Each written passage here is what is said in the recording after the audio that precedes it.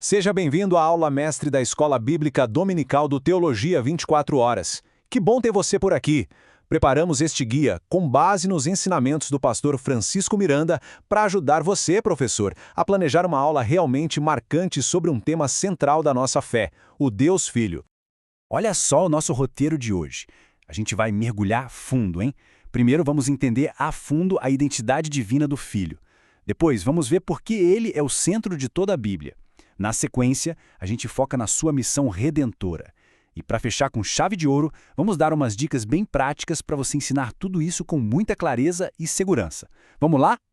Então, vamos começar pelo começo, pela fundação, sabe? O alicerce de todo o Evangelho. Entender quem é o Filho, qual a sua identidade divina. Isso aqui não é só um detalhe teológico, não. É o coração de tudo em que a gente crê. Para a gente organizar o pensamento, vamos partir de uma pergunta que com certeza pode surgir na sua sala de aula. É uma pergunta fundamental. Como é que a Bíblia prova, como ela defende, que Jesus é de fato Deus? A resposta que a Bíblia nos dá se apoia em dois pilares gigantescos. O primeiro é a concepção virginal. E aqui tem um detalhe fascinante. O texto grego usa a palavra episkiazo, que é como cobrir com uma sombra. Essa é a mesmíssima linguagem usada para descrever a nuvem da glória de Deus no tabernáculo. Ou seja, o nascimento de Jesus já foi um ato divino único. E o segundo pilar é a sua deidade absoluta. E sobre isso, o Evangelho de João não deixa nenhuma dúvida, né? Logo de cara, no primeiro versículo, ele vai direto ao ponto, não tem rodeio. O verbo, que é Jesus, ele não se tornou Deus em algum momento. Ele já era Deus desde sempre, desde o princípio. É uma declaração poderosa. Agora, vamos aprofundar um pouquinho. Tem um termo grego que é crucial para a gente entender isso. Theotes. Pensa assim, uma coisa é ter qualidades divinas, como poder ou sabedoria. Outra, completamente diferente, é ter a theotes. Isso significa ter a própria essência de ser Deus, a totalidade da natureza divina. É o DNA de Deus, por assim dizer. E olha que incrível, a Bíblia usa exatamente essa palavra para falar de Cristo. A afirmação aqui é de cair o queixo. Toda a plenitude da divindade, a theotes, a essência completa de Deus, habita corporalmente em Jesus. Não é uma parte, não um reflexo, é toda a plenitude. Então, para a gente amar essa primeira parte, a divindade de Cristo não é um título, é uma realidade.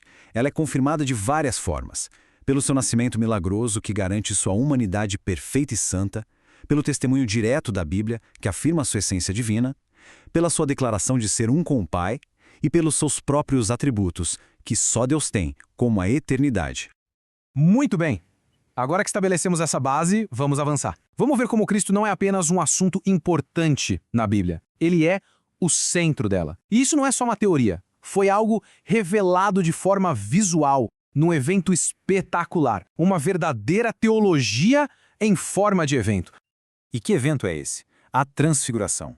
É como se por um instante o véu fosse retirado e os discípulos pudessem ver a glória que Jesus já possuíra.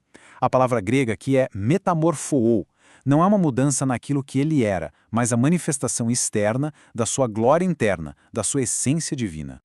A cena é incrível, né? Pensa só, aparecem Moisés, que representa toda a lei, e Elias, que representa todos os profetas. Aquilo ali é um sermão sem palavras.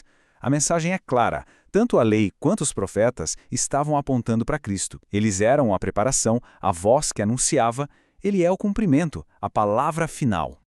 E o ponto alto, o clímax de tudo, é a voz do próprio Pai vindo da nuvem. E a ordem é curta e direta: escutai-o.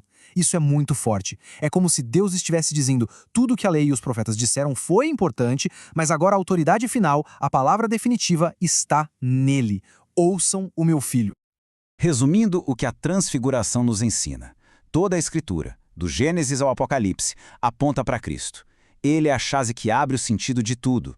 Ele não é mais uma voz entre tantas outras. O Pai o colocou numa posição única e final. A ordem é para ouvir a Ele. Ok, se Cristo tem essa identidade divina e essa posição central, qual o propósito disso tudo?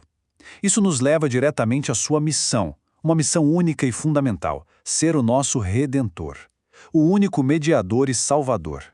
Essa frase, no final do relato da Transfiguração, é de uma profundidade tremenda. Depois que a glória se manifestou, depois que a voz do Pai falou, o que restou? A lei e os profetas, Moisés e Elias, sumiram. Quando a revelação plena chega, as sombras do passado se recolhem e só fica Jesus, apenas Jesus. E essa exclusividade de Jesus nos leva a uma verdade que não dá para negociar. Existe um, e apenas um, mediador entre Deus e a humanidade. A palavra grega é mesites, que significa literalmente alguém que fica no meio, que constrói uma ponte entre duas partes que estavam separadas. E por que só ele pode ser esse mediador? É simples e profundo, porque só ele é as duas coisas ao mesmo tempo, perfeitamente Deus e perfeitamente homem. Por causa dessa natureza única, ele é o único que pode ligar o céu e a terra, um Deus santo e uma humanidade pecadora. É a ponte perfeita. A consequência lógica disso tudo é a declaração dos apóstolos em Atos. Se ele é o único mediador, então a salvação só pode ser encontrada nele. Isso não é dito com arrogância, sabe? É uma questão de coerência com tudo que a Bíblia ensina sobre quem ele é e o que ele fez.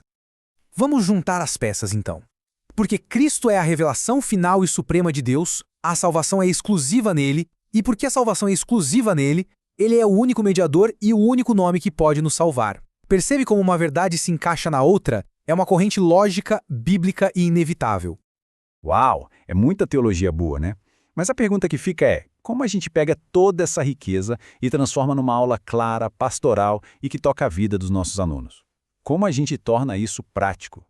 Vamos pensar num desafio bem real do dia a dia. Como você responde com amor e com base na Bíblia quando alguém questiona essa ideia de Jesus ser o único caminho? É uma pergunta que surge o tempo todo no mundo de hoje. Para colocar isso em ação, aqui vai um desafio prático para a sua semana. A ideia não é ganhar uma discussão, mas começar uma conversa. É um roteiro simples. Convide alguém, leia 2 versículos-chave que vimos aqui, explique a base de tudo em 3 minutos e, o mais importante, ore. É um convite para levar a teologia do papel para a vida real. E aí, o que achou? Por favor, comente aqui embaixo como esta aula mestre ajudou você a preparar a sua aula. E se você quiser ir ainda mais fundo, acesse gratuitamente o nosso site, teologia24horas.com.br. Lembre-se, Teologia 24 Horas, um jeito inteligente de ensinar e aprender.